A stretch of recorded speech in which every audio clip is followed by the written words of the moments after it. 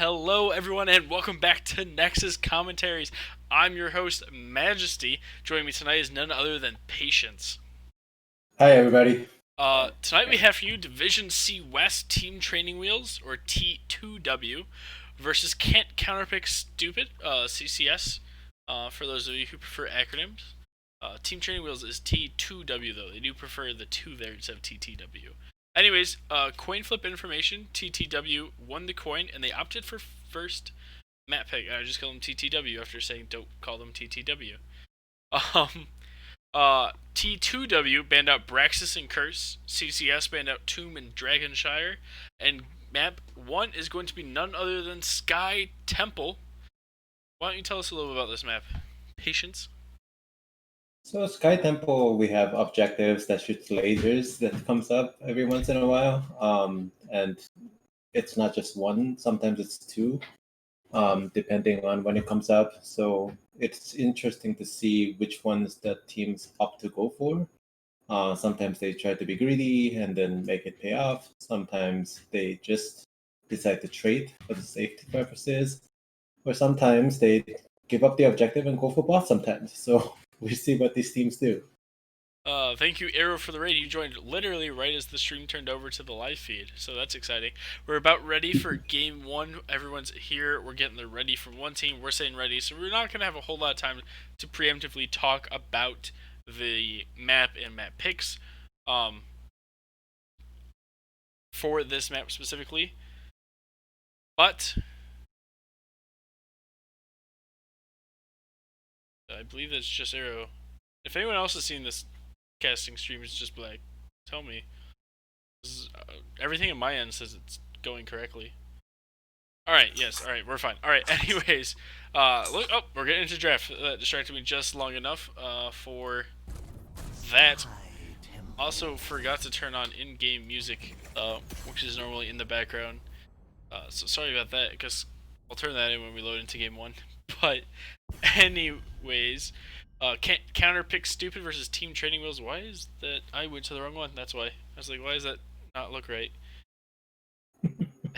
Anyways, see, King Counterpick Stupid, they tend to ban out. Where's their ban information?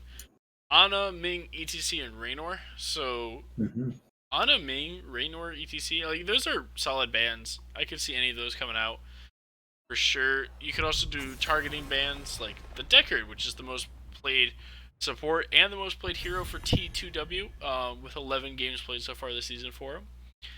If T2W wants to do a target ban, I expect it's going to be like the Urel, which is the most played hero for CCS, and pretty solid on this map overall, right? Because she can just sit on the objective pretty well.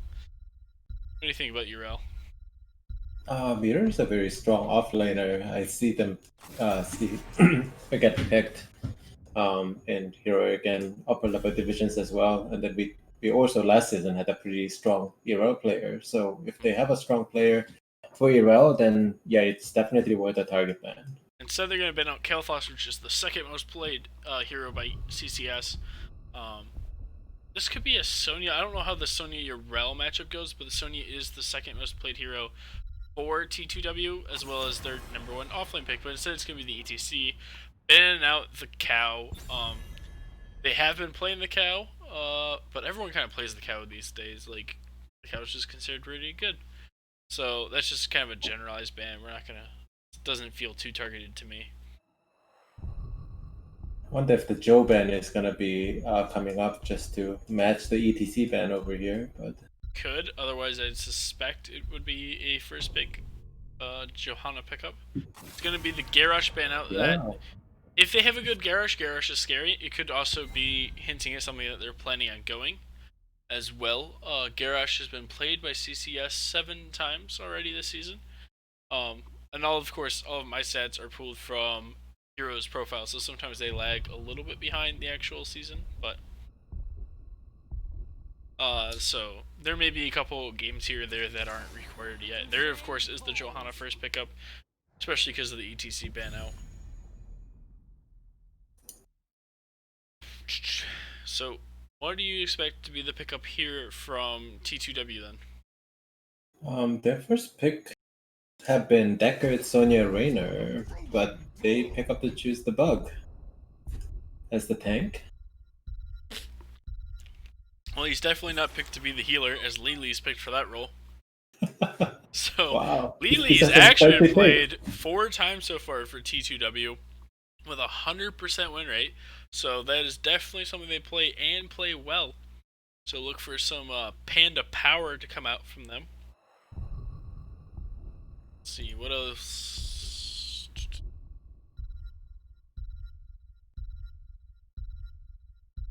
Alright, into the Rhaegar and the Greymane. So that's a pretty strong opener coming out from Counterpick Stupid. Bloodlust, Greymane, Johanna, like that's all very excellent pickups. Team Training Wheels, though, already kind of feels like they're set up to counter it a little bit with the Anubra, Cocoon, the Rhaegar pre-Bloodlust coming out, or Cocoon, the Greymane when it does.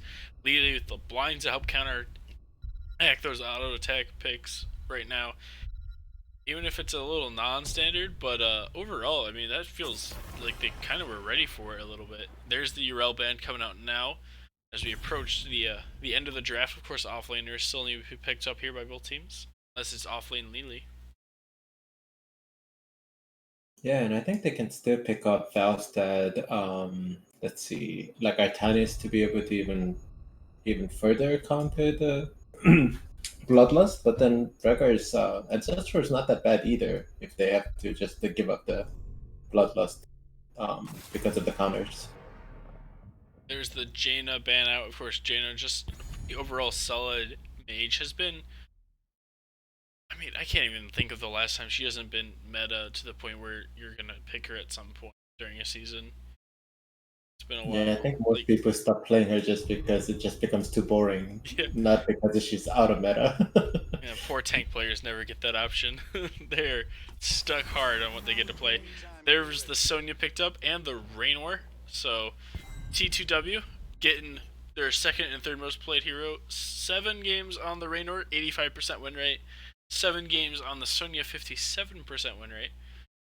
I unfortunately don't know what their win rate is combined, but here we're gonna see can't counterpick Stupid. They're gonna pick up Imperius here. And Sylvanas. Sylvanas is really excellent. I actually really like the draft, can't counterpick Stupid. And then there's the Zagara, the last pick up there. Now they have played Zagara 4 times with a 100% win rate. I wonder if those are the same 4 games that they played Lily in. It is not. I can just scroll down and see that they've played Lily without the Zagara. But they have played the combo before. In fact, they just recently played this exact same draft, minus a Nubrak. They had Johanna instead as their tank. Other than that, they had the same 4 picks on Sky Temple on June 11th, so exactly a week ago as well, versus any Oak League, and they won it. So this is definitely their comfort draft here on the side of T2W. As we enter into Game 1, Division C West, can't counterpick Stupid versus Team Training Wheels, we have Valkymir on Johanna, Osprey on Imperius, Keldorn on Greymane, Selema on Sylvanas, and Wit's End playing Rhaegar. And on the right side, Team Training Wheels, we have Gigishmak on Raynor, Mongoose on Anubrak, Larson on Sonya, Luigi on Lily, and Jason on Zagara. Very exciting. I don't even know the last time I've seen a Zagara pick up in NGS. She's not bad, but she's not like over the top. She's right now probably a pretty fair hero, if I had to say. And fair heroes tend to not be meta because they're not broken. And you usually want for the things above average. And she has a pretty big power spike with a percentage damage at 16, so Yeah. that might be melting Johanna and Imperius up in the front line. It's true, she was picked up for a while as a counter to Deathwing. We see 2 top here, 2 mid, and 1 bot for CCS. On the other side, we see the classic 4-1 a little bit more. Zagara going to try to race down the bot lane, set up her creep. Actually, we're going to end up seeing 4 here in the top. We don't have our weather phenomenon yet, so I don't have to remember which one is Sky Temple. I think it's... So they're going to choose a tower up here. Go for their classic early tower that you get out of Sylvanas. They got it down to half. How much more will they get? There's the 2-man stun, 3-man stun coming out of a Nubrak there. Now the Sylvanas spear's going in. There is the Sylvanas going to go down. I said Sylvanas going in. Sonya went in, but Sylvanas will be the first to fall. They didn't even get the tower, so they actually lost advantage there.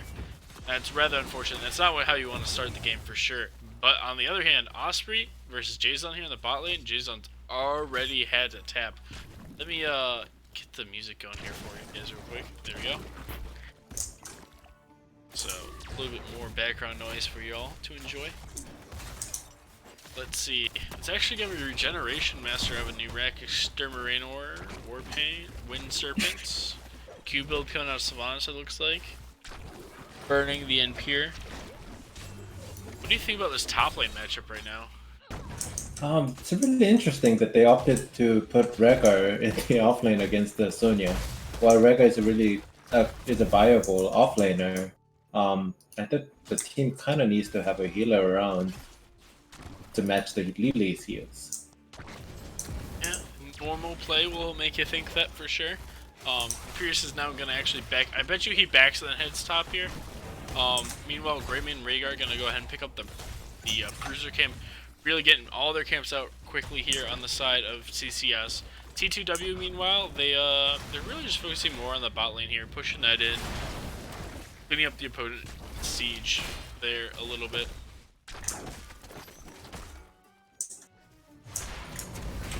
I mean, the Zagara at the bottom is almost matching the tower damage at the top that they tried to, well, cheese at the level 1, but top lane there's a pressure with the Bruiser camp that was already picked up by CCS.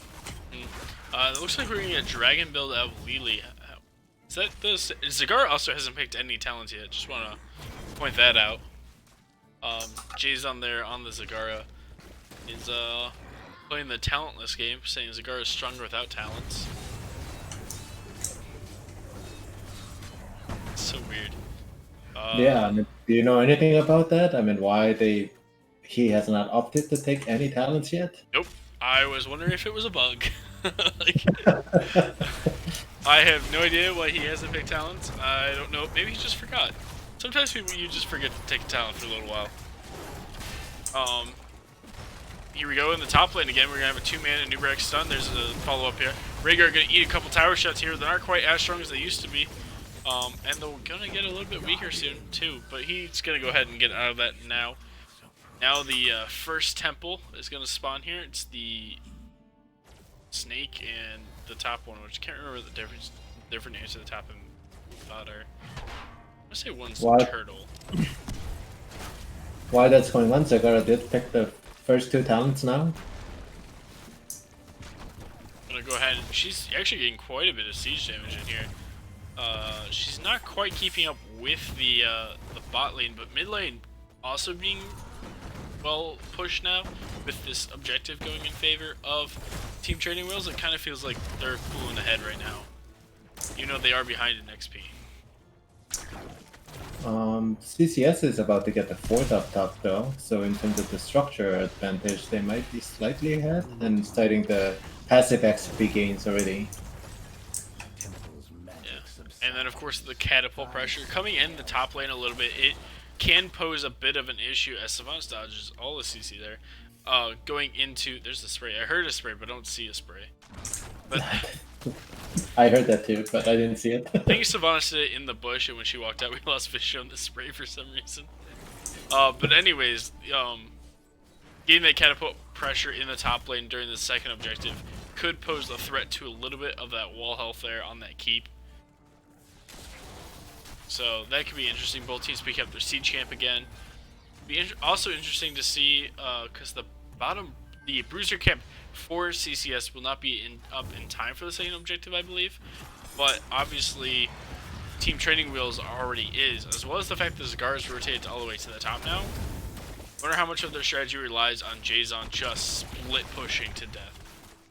Which, Imperius isn't known for his wave clear, so he may be in trouble into a long late game, like Nexus, everything. What's that all? Not Maul, the battle. It's on Zagara. It's not even the battle. I just like Maul better.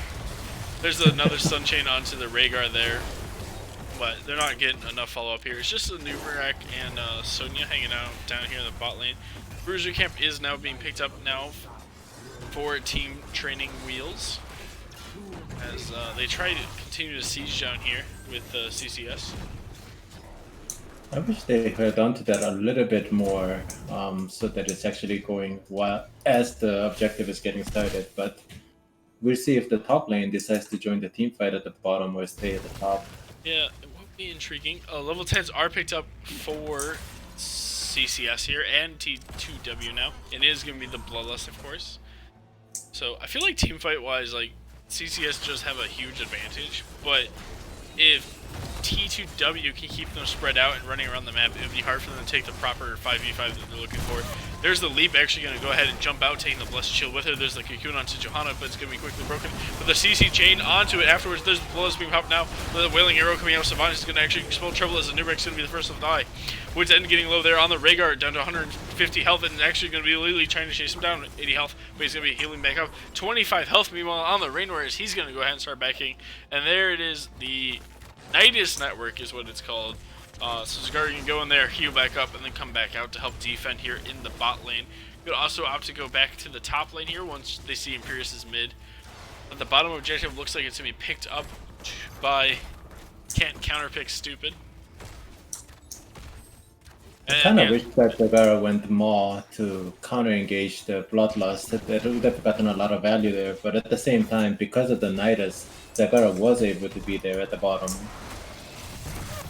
There's the bullet onto Nubarak, big combo there onto Savannah. Like, Nubarak's doing a good job of getting these CC chains and engages on people, but there's never quite enough follow-up there right now around him for it. But that may change. Also, no cleanse on the Lily, instead opting for the full dragon build here. Gonna watch this fight and see if it breaks out, see if anything happens here, or there's just nope, they're just gonna disengage. How do you feel about that build coming out of Lily? That's not the most common build I feel, but I know that there are a lot of one-trick Lilies out there that could be really, really strong, and if that's the build that he prefers, I would say that he knows how to get the most value out of that. Raynor eating the Imperius Sun, but they're trying to chase this Rhaegar down once again. There's the Cocoon onto Imperius this time. Are they going to turn around? Alright, they're going to turn around. They're looking at the Imperius. How much CC will they have for his follow-up? 1, 2 stuns. He's down, and he's popping his ulti, trying to get out. The Q diagonally across the wall, trying to get out. And he will get out and land a full ulti there onto Raynor, forcing them to heal that up. There comes the Hyperion, though, to do some extra siege damage. And these I wish teams... the Raynor positioned on the left to be able to use the Q to push him further back, but that was used along together with the Nubrek's stun, which was a little bit The unfortunate. Nidus Network in bot lane has been cleared.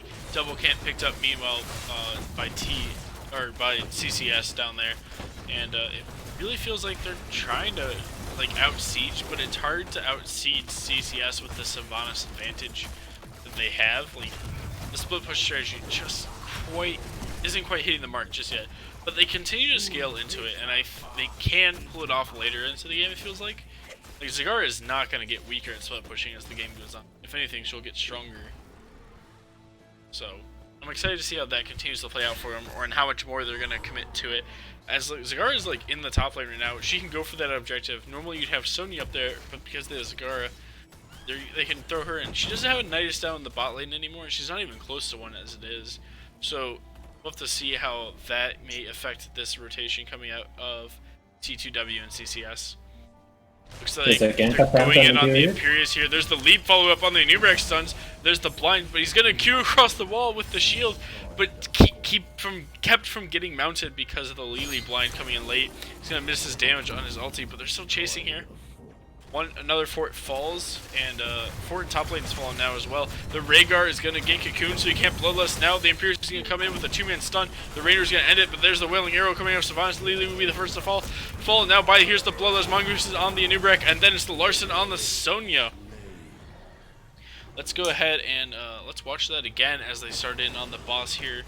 You see them coming down here, the chase. It looks like CCS or T2W gets the engage they want, but they're not quite able to get anything killed because of the Johanna peel. And then as soon as the Bloodlust comes out, the fight just turns around, also with the help of Wailing Arrow. Actually, Wailing Arrow, I guess, was the first thing that came out and really changed that fight around. But it just really looks like a solid engage coming out of T2W, and they just couldn't get the kill. Johanna did a great job of holding that choke point by herself. Now they're going to be able to finish the objective with this boss push. Yeah, they definitely need to defend bottom because Sylvanas and Johanna showing up to the wall, knocking with the boss. You have stolen enough of my temple. See Larson there on the Sonya scouting out the Johanna on the Greymane, gonna eat the bullet. Greymane's gonna die for it, and then they're gonna disengage there. I think that's still gonna be a keep though.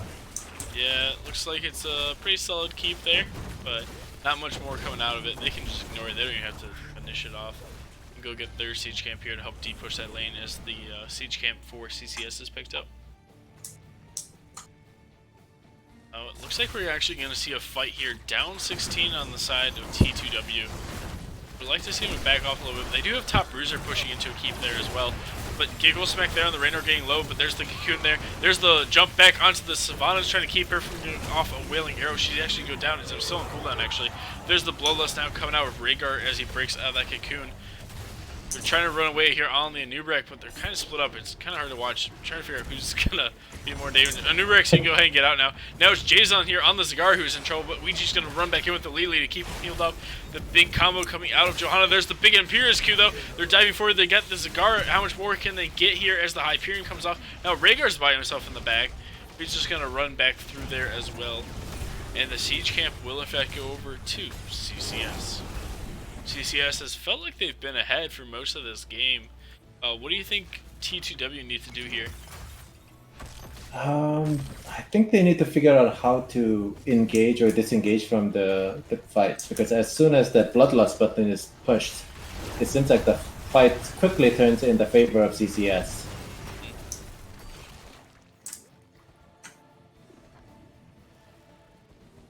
Luscious Shield was used there on that disengage away from that keep. They're so clumped together you couldn't pick out the animation coming out. Bruiser Camp now going to be picked up by CCS, pushing the top lane. And this feels like it's going to be double objective, double keep coming out from them.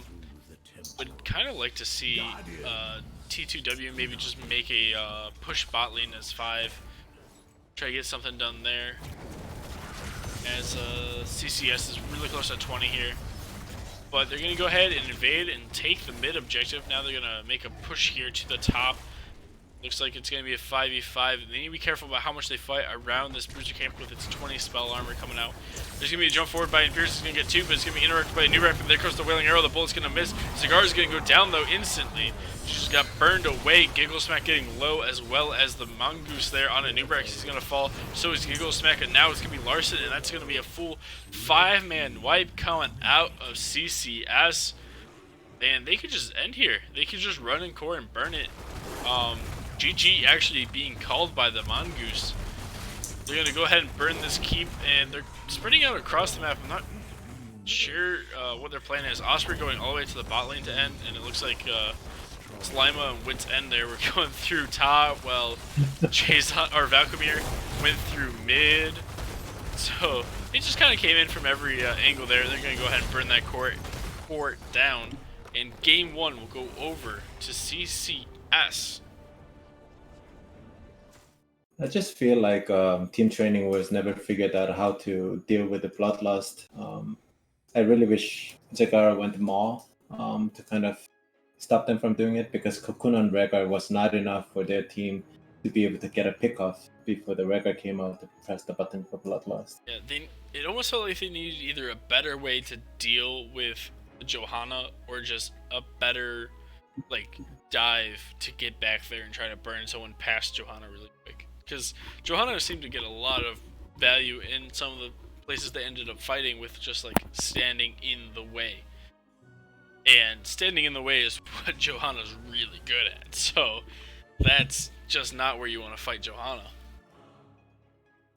And also the gank attempts, couple of attempts on Imperius did not pan out either. So they lost a lot of XP chasing for the kill. And Imperius did a really good job knowing all the skills and how to use it when to get out of the dicey situation, and also positioning himself in a team fight as a flank and landing that spear every time. Yeah, they turn around how many fights off that spear from Imperius there. And then really just the bloodlust value they got. I imagine Rhaegar's gonna be banned out from here on out. Like, there's no way they're gonna risk letting that through unless they're gonna take it themselves. So, Yeah, if I'm a member of Team Training Wheels, that would be my recommendation. yeah, like, alright, let's just... Or they can let it through again if and only if they really commit to countering it. Like, they take Artanis blinds, they take something to really deal with that, or a false head gust. Like, something to disengage with or to, like, counteract its value as much as they can. If you're on the side of T2W, you just lost. You had map pick, you chose that map, you got the draft you wanted basically, and then you couldn't pull it off. What do you go for first pick this time? Look for the Rhaegar, or do you go for map pick again and try to take them to a different style map maybe, or one you're more comfortable on? I'm guessing that they were pretty happy with the picks that they got during the draft last time, so I wonder if they think that they want to play Bloodlust themselves, then they will have to go for the first pick, assuming that the CCS does not ban it. Right. But we already chose the second map, which we're going to be going to Infernal Shrines. You don't know who picked it yet, but we do know we're going to Infernal Shrines. Infernal Shrines, of course, is very standard. We were talking about this actually before we went live about different maps and how some maps just feel like they have inherent advantages for certain sides, for certain styles of play. But Infernal Shrines, It's actually the most played map in the Division C West so far. There have been 24 games. I believe it is probably the most played map in all of NGS, because it usually is for every single season for like the past 4 or 5 seasons. Mm-hmm. I know you find the map kind of boring, but I personally don't enjoy playing it because I think it's yes, there's little fluctuations you can make in playstyles, but overall, like 99% of the time, you're just gonna play it one-dimensionally. Mm-hmm.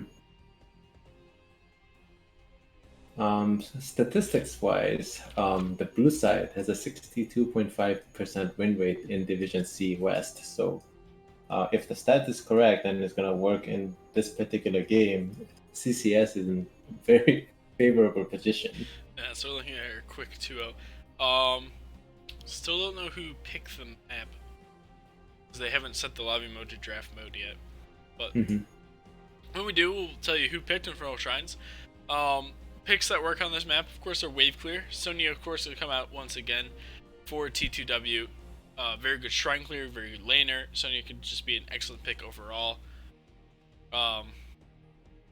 Beyond that, alright, so Team 2, so T2W, Team 1. Team 1 will have first draft pick, so that's going to be CCS, which means the map was once again picked by T2W. So that will be exciting. So they picked the map again. So that probably means they're going for whatever they normally play on this map. So for Infernal Shrines, they like Lily, Raynor, Malthael, KT, and Diablo were the last draft that they ran on this map. And it looks like that's just kind of like their setup for large maps. They had it on Sky Temple. They had it last week. On 6-9, they ran Raynor, Zagara, Diablo, Lily, Sonya. So like they seem to really like that draft. And just the tank depends on what tank they can actually get. So if they run similarly on Infernal Shrines, which they've played only 3 times, then we're looking at something along the lines of Malthael, KT, Raynor, Lily, and Diablo. The bans when they picked that included Sonya and Johanna. So I imagine those are probably the 2 things that they might flex out. Instead of the Malthael, they might go into the Sonya. And instead of the Diablo, they might go into the Johanna. But beyond that, I mean, it kind of looks like T2W like to play very consistent drafts on specific maps, which is very valuable. Like, that's a great way to practice. It's also kind of interesting that they play Lily a lot. It's not the healer that gets contested in most divisions, in my opinion. I mean, it's only the fifth time they played it, so it seems to be an adaptation they made later on into the season to pick Lily more often. Um, Beyond Lily, they've also ran Uther and Anna and Deckard so far this season. So I wouldn't be surprised to see that on the side of CCW. I don't think they're as consistent with their drafts, but if they were to draft similarly to the last time they were on Infernal Shrines, then we're looking at a draft of KT, Sonya, Whitemane, Greymane, Garrosh for CCS. So that means the Sonya, the KT will be contested picks potentially in this draft. And Sonya is really good at getting the minions at the objective, so that kind of makes sense, as well as the KT fighting in this tight chokes, common areas, and whatnot. I really like Deckard and Stukov on this map for the similar reason for the CCs that you can land from the healer perspective. But Deckard is off the table. The old man doesn't make it through once again. And then, of course, either team could ban Rhaegar, a very solid pick for the Bloodlust on any map. And then, of course, on this map, the Lightning Shield can help with that clear as well. It's just his auto attacks are pretty strong. He's pretty good at camping. There's a solid amount of camps on this map, basically 2.5 per side. You see the ban from T2W to be Kael'thas, so neither team's going to get Kael'thas this time around. Did either of these teams have played Kerrigan yet? Kerrigan would be kind of a spicy pick sometimes. That's picked for this map for the minions at the objective. Either team has played Kerrigan. There's the ETC ban. So no Kerrigan from either team, unfortunately. But there has been an Illidan play on the side of T2W. Should be spicy. Asmodan on the side of CCS, Genji, Nazebo, Kira, Valera. These are all kind of fun things to watch sometimes. Whitemane. But T2W are going to opt to say no Rhaegar this time around. Not too surprised by that. I'm very happy to see that they opted to ban Rhaegar, but it took some time. They were definitely having some discussions. So I'm wondering what their dilemma was in terms of because it wasn't Rhaegar right away. They could have also been discussing their picks and just hovering it and keeping it there until they were ready. I'm just giving the Johanna first pick from CCS again. Played well last time by Valkmir. Not surprised to see that once again. And a solid tank overall as well. One of the top picks for tank players. So how did they respond to this time? They at least took out the Bloodlust off the table. They need a tank killer. They need a way of killing the Johanna. They're going to take Balsta Diablo. So, they have the Gust, but they don't really need it necessarily for the disengage. They could Gust into a wall in a pocket. That'd be funny. That's a valid strategy, and you did mention Diablo as one of the draft. Yes, they did the take last one Diablo that they last played time it, they were so. here. And there are a lot of walls that Diablo could use to stun on, and then the APOG in a small area and corridors work out really well as well. Actually, the last 2 times they've come to this map, they have taken Diablo. It feels like it is their maybe their primary choice on this map.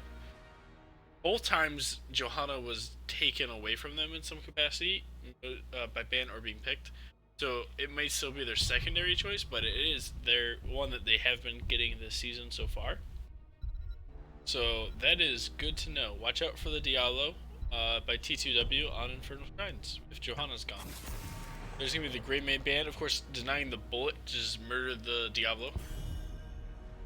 How do you think they deal with the Johanna, though, on the side of T2W? I don't think Falstead's enough. Yeah, Falstead is not...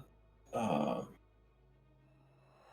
don't know, I think they might have to get some sort of a mage damage on Johanna, because the blind has been pretty spot on, I think, from Barkimer from last game as well.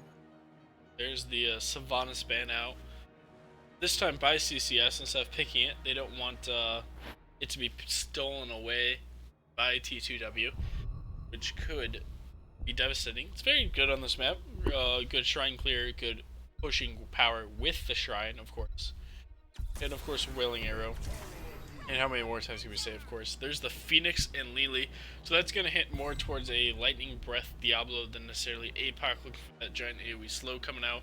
Then Purification Salvo is usually the combo. I mean, I would love to see APOC stun and then into the laser and then the planet cracker. I doubt we're gonna get to see that. There's going to be a Lunara pickup as well as a Rexar. How do you feel about the Rexar on this map? Rexar definitely works, I think. Could play really safe against the gank attempts, and then it looks like going to be going against Tyrael.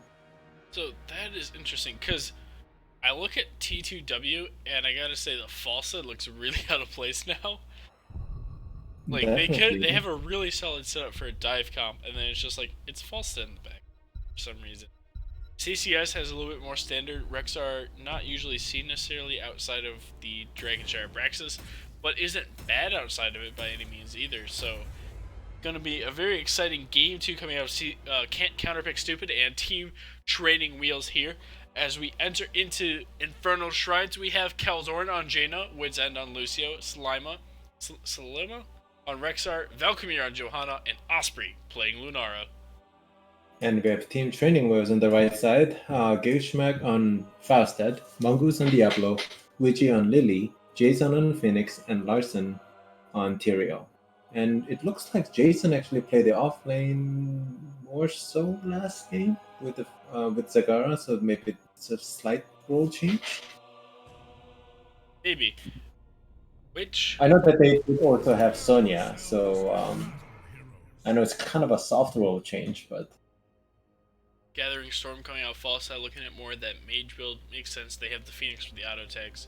It's gonna be the Spell Armor out of Diallo to deal with the Jaina Lucio damage, or yeah, Jaina and Lucio's damage. No, Jaina Lunara's damage. The battle begins. Everyone's shouting out Valk's mom. Why don't you everyone throw out a hi Valk's mom in chat?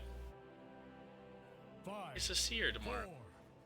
I get to see I my forgot to say grandparents. hi to Lily in case she's watching. We cannot tarry. I don't. And it looks like Lunara is the offlaner, actually, not Rexar. And that would really make it tough for Tyrael.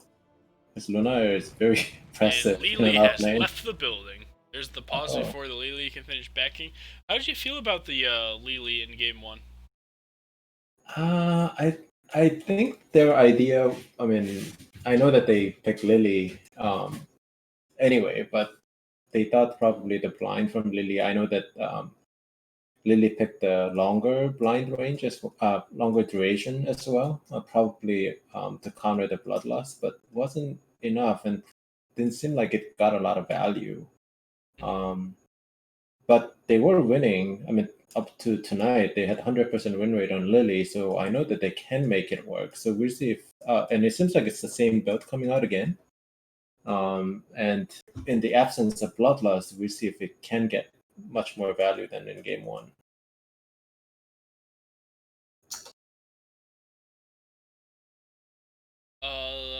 Is there a way for me to check what build they've been running the Lily on? Let me just open up the last game that they played Lily on that wasn't tonight. What talents did Lily take? Lily went the exactly same build, the Full Dragon build with cups, so that just seems to be Ouija's preferred build on that.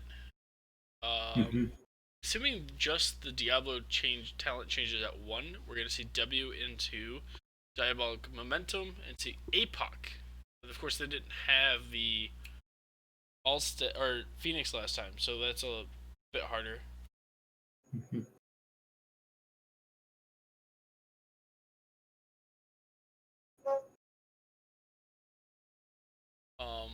Beyond that, I don't know. So let's see. Anything interesting coming out of the side of CCS? We have Laws of Hope, Fingers of Frost, Sentinel Wisp, Party Mix, Bird of Prey. Frontier seems to be maybe going for that self-sustained auto attack build that was recently buffed. So we're actually going to end up remaking the game, and they're going to Oh. redo the whole draft. Apparently, Ouija's entire rig, his computer, just crashed, so he cannot rejoin. So they're going to go ahead and both teams have agreed to remake the entire lobby. I'm going to hang out to make sure no one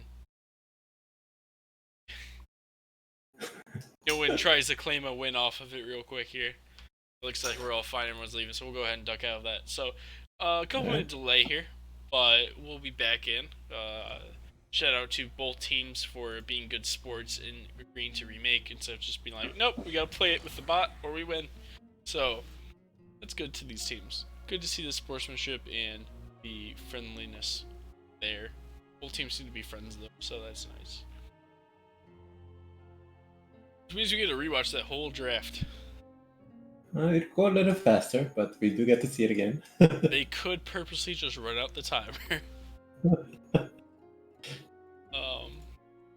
Which draft were you in favor of going into the game? I liked CCS's better. I liked it a little bit. I'm gonna root for Team Training Well so that we go to Game 3. Game 3, of course, always exciting. And I'd love to see what Lily can do because they've been successful with it, and I did not get a chance to see their Lily games yet. So there's the lobby. We'll quickly jump into there, all right. and then look at that. We jumped in so quick. We joined Team 1. Pro. We're gonna get kicked out soon. I heard let's give Majesty and Patience the fastest draft ever. That would be exciting. Speed draft. Let's go. You already know the picks. Let's just go. It's like speed dating. But better, because it's drafting in HOTS. Exactly. Something I do much more often than dating. Let's see how fast I can do it because I've never seen that fast of a draft if they're actually going to be just clicking on picking heroes one after another. I think the hardest part would be bans. But actually, that'd be really funny. Mess up the scouting data by banning out different heroes. Like, yeah, we banned out Nova because it was scary. Well, out of order, not in their original order, which would change the out of stats order. I under don't the think it would be ban. as bad. I don't think people scout drafting order as often as they draft what you ban and pick. No, we did though, because we're like they usually don't ban it in the first place. I mean, it'd be one time across the whole season that they changed their ban order, compared to they banned Nova against this team for some reason. After losing, they banned Nova. That doesn't seem right. Yeah, that would just show up as trolling. They banned Nova and Mercury, and then they played nothing. Crazy. We're banning Cho and Gal at the same time. You gotta ban Cho, and then you gotta ban Rexar. Or no, you gotta ban... Was it Cho, TLV, and Samuro are the three most bodies you can ban? TLV is fun. Why is some people playing TLV? More TLV people. They're really good right now. Play the Lost Vikings. Show them some love.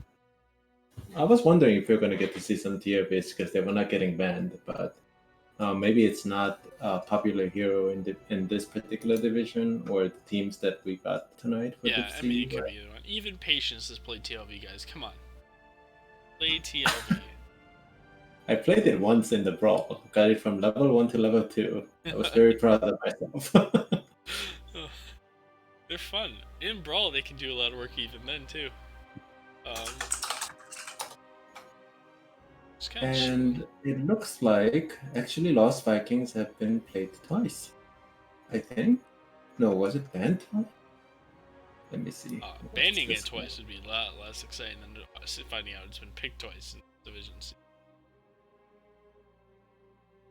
It was banned twice as first bans, so it was not actually played. That's it. We're talking to you in That's it. the game lobby, by the way. Oh, You can hear Patience typing his response angrily. I have a mechanical keyboard and I love it. Me too. I run a mechanical keyboard. Mine's just not as loud. Oh, and apparently Mongoose is about to have a baby. And it's gonna be baby girl number 2. The Alchemir apparently just knows everyone on the other team. He's asking about very specific details about their life. Well, in our circle, we also know many who are expecting or already had a newborn recently. It's true. So Very true. it is baby season. Apparently. So it has begun. I don't think quarantine started 9 months ago, though. Well, lots of June babies coming, and am I right that you're also a June baby? I'm an Eastern time zone, so it's past midnight for me. So technically, my birthday's tomorrow. Ah, okay. Happy early birthday! Thank you. Yeah, today, well, technically yesterday now, so not past midnight, was Butte Holiday's birthday. So happy birthday to Butte. They won their, well, spoiler alert, I guess. Already gave it away. Amateur opponents won their game tonight, so that's good for her.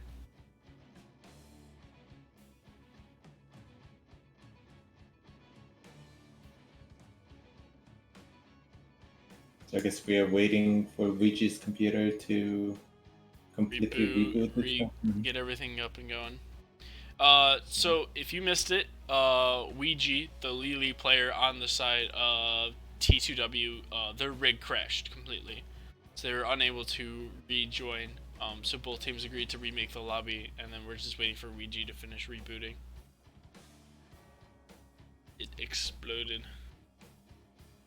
Does this technically count as pause time? I don't know. They agreed to remake it, but we are under a pause.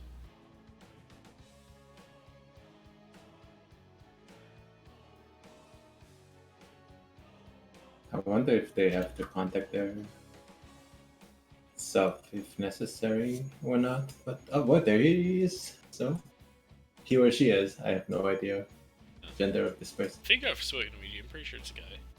No, though. Here.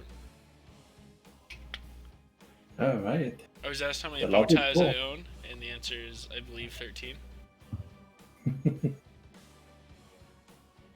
So, we're about to restart, and she's very quiet compared to Patience. Maybe Patience is very loud compared to Majesty. Or Majesty's tired after a full day of work. I could turn myself up a little bit. Also that. Could be that. I can adjust the mic as well. I could really get really loud. But I like my mic down out of the way. I turn myself up a little bit on this screen. I think on the other screens I'm louder. I think I have the Codecaster in background. Are we ready? Okay. Yeah. Oh, the power cable fell out. Oh. That. Alright, speed drift. Let's go. Round 2. They promised us the speediest draft here, so let's see what they can do. And first ban. Let's go. Ban. If it's fast Ready? enough, if it's under 25 seconds for the entire draft, we can replay it, well, on the loading screen. So far, that's not looking good. I think they're trying to remember, what did we ban? Yeah, what did we ban first? Deckard, alright. Okay. I mean, technically, the order of the first 2 bans doesn't really matter. All it shows is you banned it in the first round. Kale thoughts, though, sometimes you play mind games, and depending on when you want to first and second ban things. ETC, and then it's regular ban next. Ban the And it is Nova. first, Ban the Nova. and it is first pick Johanna. Yep. And there's the Rhaegar ban. What a surprise! How do you know this draft so well, Patience? I'm from the future. future patients. There's Diablo, the Falstead. They swapped that order. They locked Falstead first last time, then the Diablo. Oh, these are going faster now. Now they're going fast enough. For sure. Now the Green Main ban. Now the TLV ban. At least show them some respect. They're scary heroes right now. CCS doesn't remember their bans as well. Maybe they're thinking about changing it to something they picked. Nope. Let's go back to Spawn's ban. Lily Phoenix. Javu. Minara Rexar. And last pick TLV on Larson. Material. Look at these guys being nice, remaking the draft correctly. Exactly the right order. Alright, let's mix it up. Why don't you introduce CCS on the loading screen? I'll do team training wheels this time. Oh, there was a swap. Secret, Caladorn on Jaina. secret agenda the whole time. I mean, that's the same player. They may have like messed around and picked it on different people and swapped back. Please save us, future man. Alright, why don't you introduce CCS as we reload into game 2 here. Alright, on the left side we have Kent Counterpick Stupid, Barkamer on Johanna, Zilma on Rexar, Osprey on Lunara, Caladorn on Jaina, and Witsend on Lucio. And on the side of Team Training Wheels, we have Gigglesmack on the Falstead, Mongoose playing Diablo, Jason on Phoenix, Larson on Tyrael, and Ouija playing the Lily. Do you think Witchy is gonna disconnect again? No, I don't think he'll That would kick out really his play pack. back exactly the history. I don't think he'll, Do you think anyone changes their level 1 talent, though? Oh, I didn't take a screenshot or anything. That'd be interesting. I mean, they're all I don't pretty think they will. standard. I don't think they will either. The They only one literally that did not even clash, I think, before she DC'd. Nope. So they hadn't. The only talent that might be worth reconsidering might be Diablo's. Beyond that, I think everyone just took pretty standard talents. or suddenly going the Ouija taking a while I to would load in. call it- Alright, we do get in Yeah. though. We're in the game. We're off to a good Alright. start. Prepare yourselves for battle, heroes. I know Phoenix tried to teleport across the wall last time, so let's see if he does it again. At the start, I just put my Oh, map good. right in the middle of this, middle of mid lane. Just have it there. Can we Oh, actually yep, Phoenix did that again. The see? battle begins in There's one here. 10 seconds. Oh, why can't we activate the Easter eggs as casters? 5, 3, Because we are not supposed to interfere, we are only supposed to observe. I just want to pick up the loot on the ground. Alright, as the teams come out, and it looks like we have all the same talent so far. I don't even know if the other two have picked. How long does it... Well, Jason, I guess, has already picked his level 1 talent. I was going to say, how long will it take him to take his level 1 this time? Teams are about to clash for the mid-wave clear here, as we're going to start in on this game here. Valkyrie is going to go forward on the Johanna, and that's going to give the wave clear advantage over to CCS. Now they're going to go ahead and head down. Of course, as we said last time, Lunara is off laning for CCS here, so Larson has to deal with that. I wouldn't mind seeing them rotate Jason up there on the Phoenix and just do a range versus range up there. But we'll have to see how they want to play that out, if they decide to make that adjustment going forward, or if Larson's just going to safe soak it on the side wall there. Yeah, since Tyrael is already struggling with the range damage coming from Lunara. Misha slowing down these rotations out of T2W. They're actually missing like a minion or two per wave because of it. They're dying to the enemy minion wave before it pushes forward, and then they just can't get there in time to get the globe. Both teams taking their mid siege camp now. Top lane, they're staying Lily up here. Not the Phoenix like I asked, or even the Falstead. Falstead would make a great solo laner too. They have two like ranged heroes that can play off lane really well. And they're not making that rotation or adjustment, but that's okay. The siege camp is going to be invaded by CCS and stolen away from T2W, so that also isn't going to help T2W here going forward. But Overall, rotations are there. People are rotating and moving and grooving and down with their bad selves. CCS is doing a really good job slowing down the rotations. They're already getting a half a level ahead. Just a lot at level 4. Um, for sure. I mean, that's already a talent advantage, and they're going on Diablo right now. And they are. So it is the W there at 4, so we'll see if there's diabolical momentum at 7 for Diablo. We're gonna see how much we can predict right. Of course, it's the Hunter-Gatherer for Rexar, pretty standard talent there. Meanwhile, in the top lane, just hanging out there. But we have the top bruiser camp being picked up. What I feel like is kind of early coming out T2W. But we'll have to see how they feel about it. I think that's actually a good timing considering that the objective is at the bottom, so I hope that they can get some value out of that, getting it at this time. Blue team. But unfortunately, Lily gets picked up in the middle. Didn't even catch that. I was looking at talents. I don't even think I was showing anything on screen. I was just looking at talents.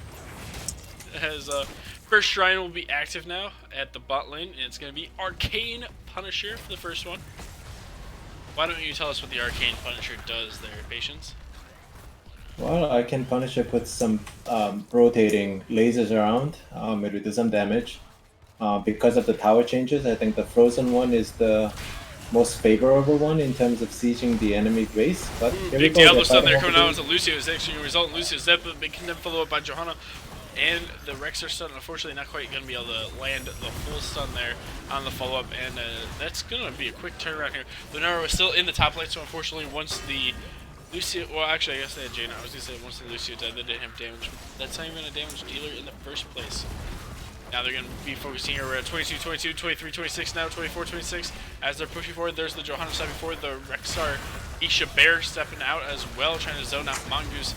They're trying to look for this engage, but they're trying to burn down Misha at the same time. And this Misha is actually getting quite a value with her health bar now. There's the chive forward there going out onto Johanna. Who are they going for here, though? They don't quite seem to be super focused. Larson there diving in as well. There's another condemn as teams are pushing back and forth. It's actually been CCS picking up the first Punisher here. Larson's actually in trouble. He's actually going to die here. He's used that adapted adjusted passive out of material, die on the Misha, get 10% off of his death timer. This jump forward there by Diablo as they go ahead and burn down this first objective. We'd like to see the false set fly out to another lane, get the extra XP, but they're going to use them currently for the extra clear. Materials now responded, as well as level 7 for both teams. The front wall is going to go ahead and go down, but there goes the Punisher now as well. Falset's is now going to fly up all the way to the top lane, as Larson on the tier is going to run back down to the bot lane to make sure the number stay even down there. That was a big rush coming out of them, and just the extra AoE damage that they have on the side of CCS picked them up that objective. I'm glad to see that Team Training Wiz is willing to adjust, as we discussed before, about range versus range in the top lane. And then now Tyrion is joining the 4-man instead. And it is the diabolic momentum there on the side of TTW. So overall, we're just going back and forth right now between the two teams. I don't think anyone's out of this game by any stretch of the imagination here. There's a lot of HOTS left to be played in this round. Oh, show. Mongoose trying to finish up his souls there at 91 currently. 10s are picked up now for CCS. Water Ellie, Bowers, Leaping Strike. Pretty standard ults coming out there. And let's see. There's still a whole level off on T2W, so this bot fort, with the help of that camp and having level 10 advantage, I feel like it's just going to die here. And I've been really impressed with this 4-man Rexar, not normally where you see Rexar, but he's definitely been putting in a lot of work, slowing down rotations, being a nuisance, and getting camps when they need it, peeling off on his own with that. 17 globes, 18 globes now for his Hunter-Gatherer as well. 98 souls on Diablo, false at mid lane. Materials in the top lane. Nars rotating down to mid. Their souls completed now. There's the jump forward there onto the Diablo. They're trying to throw as many stuns as they can. The water elemental will come out as well. But it is a fully stacked Diablo as well as the soul shield there. The 75% spell armor really saving his life, paying off proven me wrong that his level 1 talent was definitely the way to go. And it's actually Judgment Material. Oh, I was wondering if it was going to be Sanctification, Interland but that's spicy. Blast. It's the Crispy Taco. It's the Crispy Taco. It's Judgment into Hinterland Blast. So is it going to be Planet Cracker too? Phoenix has not picked it Oh, yet. he's trying to convince him right now. It is APOC, so they don't really have a large. Does Hinterland slow? No, they don't really have a large like AOE slow that they can use efficiently. Besides maybe like Tyrael's W. So And then the hammering from Johanna. Falstad, right? Yeah, Falstad's That can- hammering. Yeah, it slows. I was thinking of the Johanna spinning surge hammers, and I was like, that doesn't slow. That just does damage. Right. But Cup's, of course, coming out legally. It is Planet Cracker! He's hanging out in the bot lane, but he has Planet Cracker. Oh my gosh. This is He's spicy. looking I would for love He's to looking kill for it. the angle. He needs to move like to the camp, so it's a straight line all the way up the map. He's moving over. He's doing it. They're getting in position. Here comes the Judgment. Here comes the Planet Cracker. Here comes Blaster across the map. The Misha's gonna die as well. Oh my gosh. Save that. We're gonna watch that again later. Oh my gosh, that was so good. That was so much fun. Oh, it was so you couldn't see it coming either. And then Jason in the bot lane now gets the free push and get the extra XP there. Rexar's in the mid lane now. Finishes a hunter gatherer. They're trying to poke them out here on the objective, but T2W looking scary with that combo.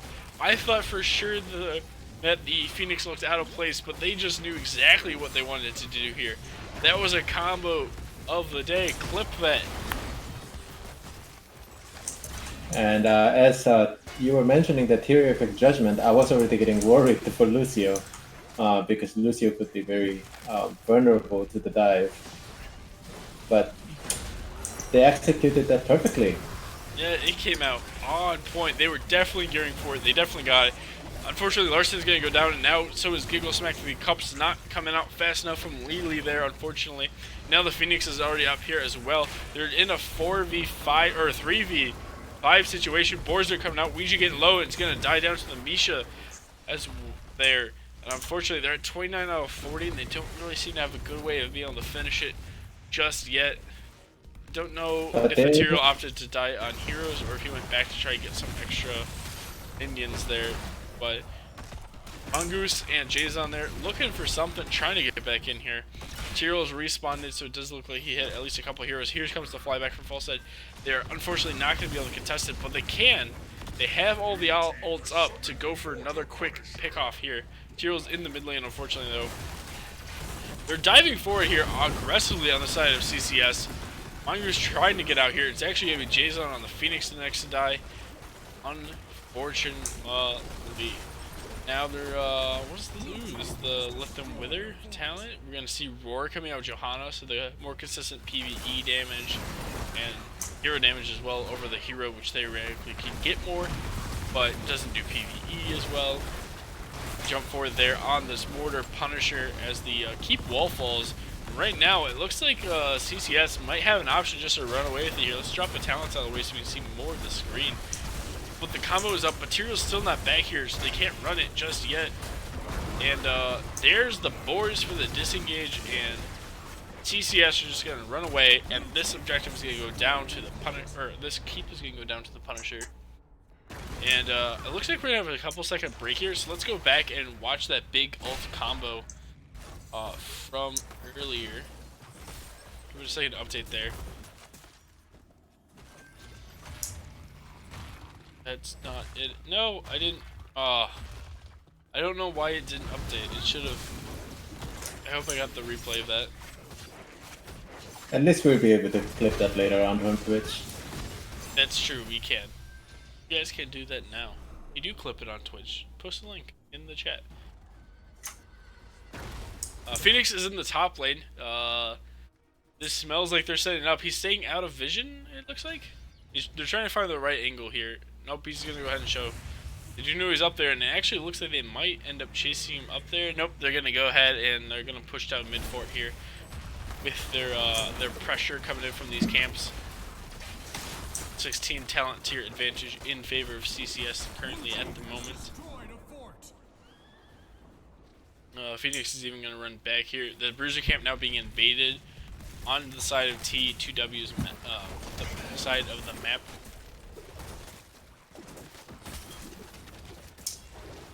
Just trying to get 16 now, while CCS is looking to get the get 20. So on that epic race 220, we're on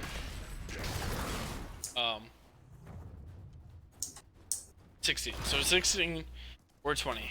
Both teams are racing towards a talent tier. That is very important. Johanna holding that choke point, though, is going to catch out too. There's a Blessed Shield coming out as well.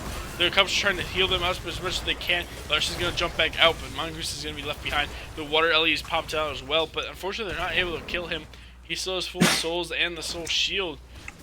Meanwhile, Jason was able to get Osprey down a little bit. There's the dive backwards by Giggle Schmack there to make sure he doesn't go down.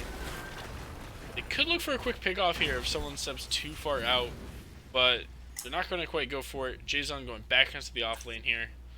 With that Planet Cracker, can play from across the map a little bit more than normally you would on a Phoenix. Is this a spell?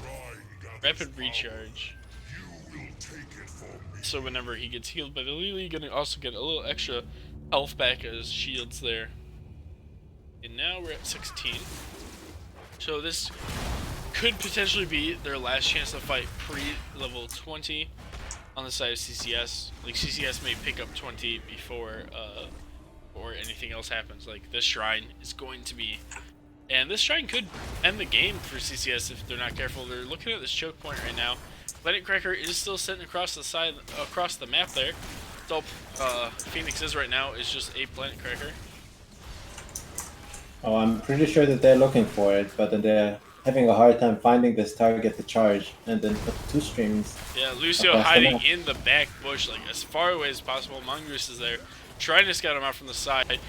The Misha is keeping the Phoenix or the Falstead busy as well. There's the charge onto Lunara. The Ampok coming out as well. That's gonna be delete onto her, and then the dive forward there, and the rest of the fight's breaking out now.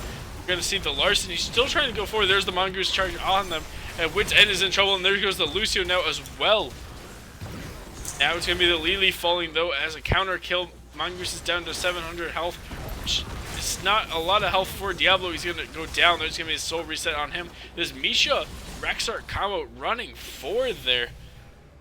And before we forget, let's go ahead and watch that combo break out again. This time it should play. Yeah, there it is. So, did I catch it in time? I did not. I waited too long. So we don't get to see it again. I'm sorry, guys. I'm just not hitting that combo on the replay.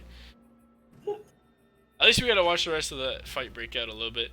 Both teams are actually gonna look at their siege camp here, and it's been 39 by CCS, which feels like a pretty safe play from them coming out. They can go back for it later. I don't think they can get 16 real fast on the side of TW.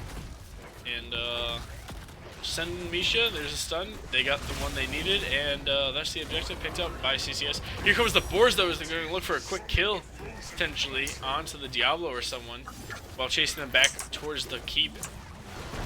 Here's the Condemn, the Subdue coming out, as well as the big ultis coming out, and then Phoenix is going to be deleted, followed by the Diablo. 20s are picked up by CCS, and is the Blessed Shield upgrade and a Winter Mute House Party, Frenzy of Calvador, and Intensify Toxin. And it is a Frozen Punisher as well, so this keep is definitely as good as gone. So, can they defend core? There's the jump forward there onto the false that he's going to barrel roll out. Now the objective is going to sit there. It's actually going to need quite a few mid shots as it tries to figure out what it wants to do. It is going to go on the core here. But how much core damage do they have on the side of CCS? And how much defense do they have? And there goes the jump forward. They're going to try half the combo. Unfortunately, they're not going to be able to land it. There's the Lunara dancing on top of the core. That's going to be a 2-0 in favor of CCS. The combo not quite working for Team Training Wheels. As much fun as it was to watch, though. And I'm really sad that we didn't get any instant replays on it. So, there we see the stat screen. 47k hero damage for Lunara. The one death on her, and one of the deaths on Lucio was the really combo. Why can't cool combos win more often? I don't know. Let me I, message Velcomir if he wants to do an interview or not.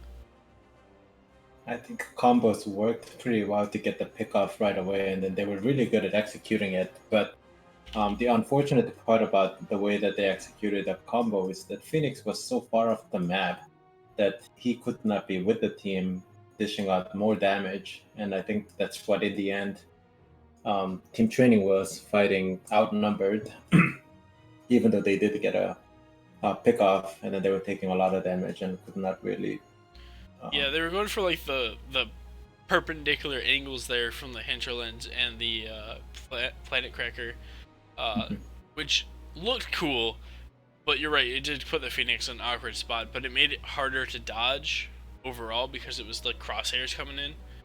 So I mean, the he execution did need, was perfect. yeah, he just needed to be a little bit closer, maybe not 100% across the map. We can go ahead and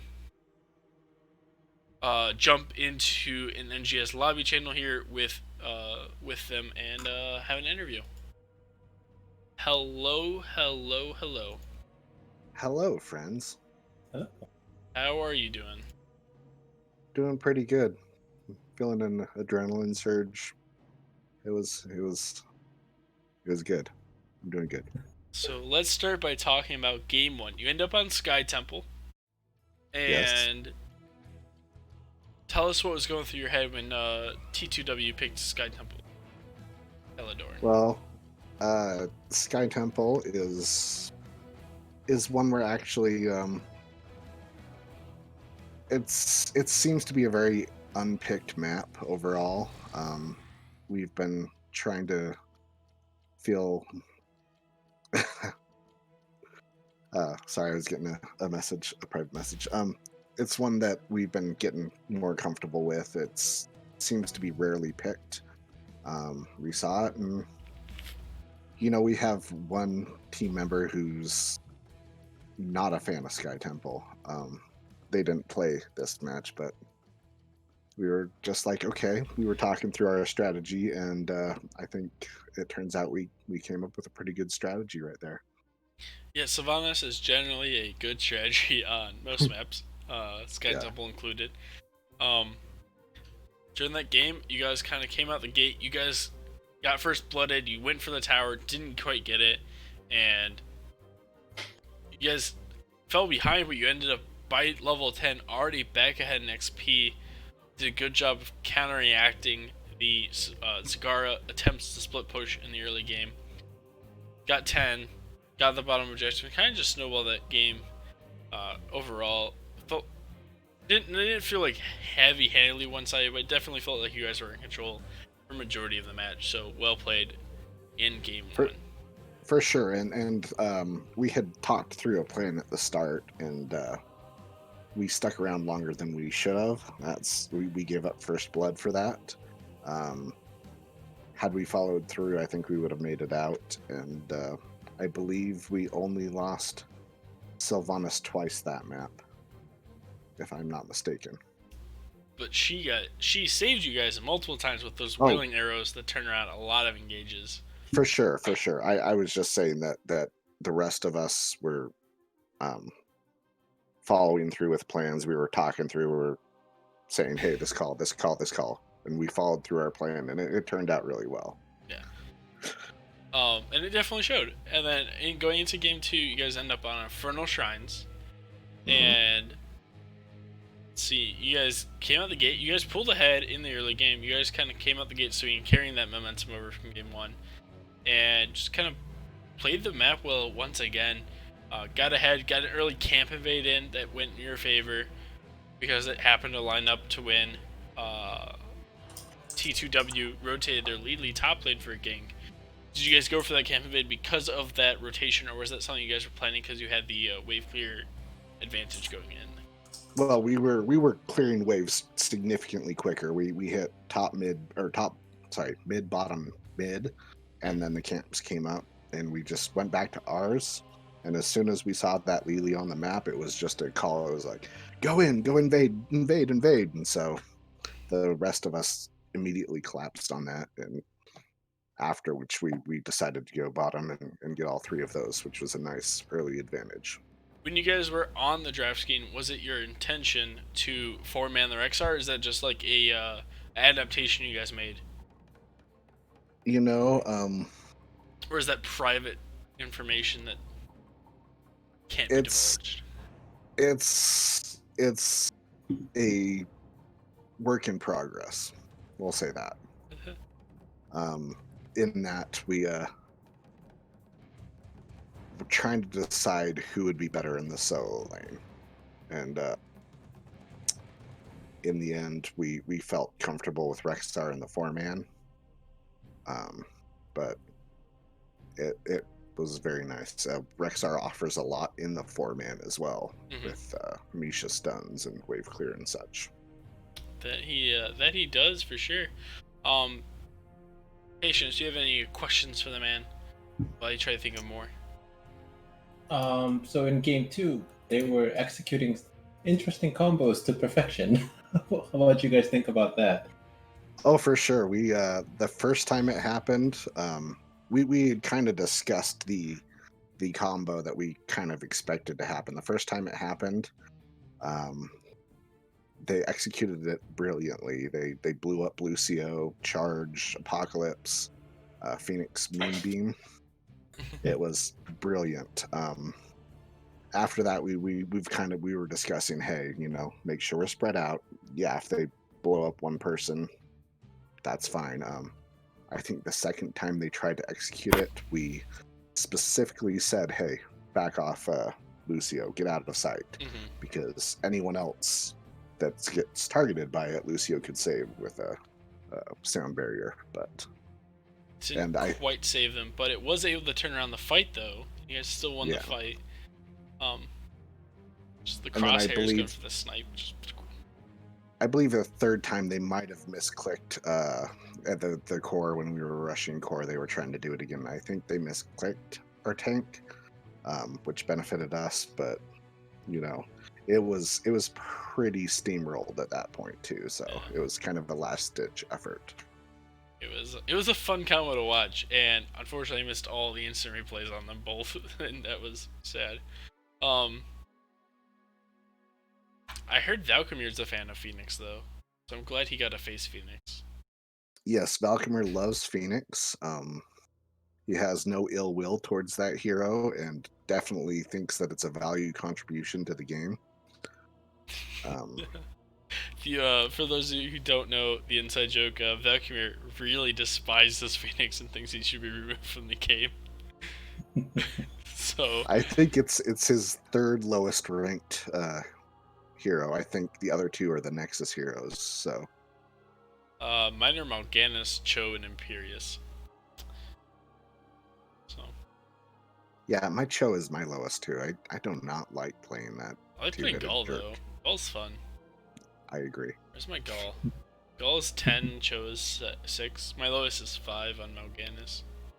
Cho is my 5, and then I think my next is 9. So surprisingly, my Deathwing is still really low for a hero I actually played in a season of NGS. Level 7. Anyways, back to your game. What else happened in these games? Like they were just. So I have a question about game number 1 draft. If that's okay. Go ahead. Yeah. So you guys picked Rhaegar and Greymane, clearly looking like a Bloodlust comp, and then in the second phase of the ban, Falstad and Zagara and Artanis, I think, were all still available to counter the Bloodlust, but I don't think you guys opted to ban any of those. Were you just confident that even if they came with that, the Bloodlust was going to be okay, or were you just discussing that if they do pick these hard disengages for the Bloodlust, you would just opt to go Ancestral? So, both of Rhaegar's ults are pretty incredible. I mean, specifically Bloodlust has as more specific to draft thing, but Ancestral healing, while a weaker version of what's her name? Thick Thighs. Can't think. Archmage? Alexstrasza. Oh. Alexstrasza's ult is a little bit more powerful, but Rhaegar's ancestral healing is still really, really good. And we were discussing the possibility it wasn't necessarily planned that we were going to go Bloodlust until the draft was finished, and they did take a Lily, which was blinds. But overall, we weren't drafting into a Bloodlust comp. We were leaving the option open. So you weren't forcing it, but you were looking at it available. Also, Valkamir pinged me and said Phoenix sucks. So. Do you have any shout outs you want to do there? Yeah, first off, shout out to Wits and Valkymer's sister. It's her birthday tomorrow, almost tonight in some regions. And then shout out to Valkymer and Wits End's mom. Of course, that's something I have to do. Shout out to the other team. They gave us some fun little combos to play against. But we know that we're on friendly terms with them, and we've scrimmed with them, and they're a great team. It just, fortunately for us, it worked out in our favor tonight. They are a very good team, and they were a joy to play with. And shout out to both of you for casting us. We always appreciate being casted. It's Thanks for having us. more exciting to have that with us. So, Patience, do you have any shout outs you want to do? Well, definitely to these two teams for giving us some wonderful games to watch and cast. And a shout out to Lily, our number one fan still, I believe. And then NGS for putting all this together. And thank you for having me as a co-caster. Thanks for coming out. one more shout out. Yeah, go ahead. Shout out to your dog, Sylvanas. All right. I don't have a dog. Oh, I must be thinking of a different caster. Yeah. I apologize. Shout out to the dog Sylvanas, wherever you are. Yes. Anyway. Yeah, I don't have any pets, unfortunately, at the moment. I'm in an apartment where I can't. I don't know. It's Burrito. Burrito is the one that has it. I like burritos. I have some burritos. I have those. I don't have a dog. A burrito. Yeah, anyway. Shout out to both teams for being so entertaining tonight and putting on a good show. Shout out to Patience for joining me. Shout out to Lily. Shout out to all of you here that have come out and watched. If you do exclamation point, I think it's review, you can fill out the survey from NGS about caster feedback. Shout out to NGS for putting it all together, and as always, we'll see you next time in the Nexus.